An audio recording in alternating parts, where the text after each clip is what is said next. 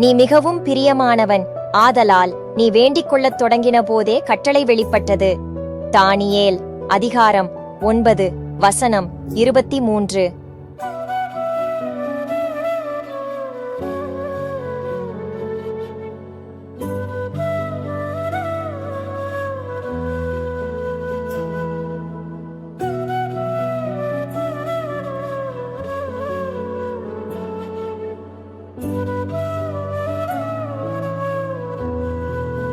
அன்பின் நிறை உருவான இறைவா, இந்த நாளின் ஆசீர்வாதங்களுக்காக உமக்கு நன்றி செலுத்துகின்றோம்.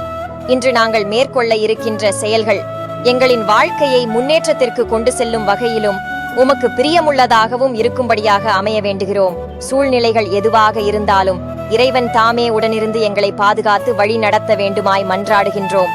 ஆமேன். இயேசு கிறிஸ்துவின் ஈடு இணையற்ற நாமத்தினால் உங்களுக்கு இந்த நாள் இனிய நாளாக அமையட்டும்.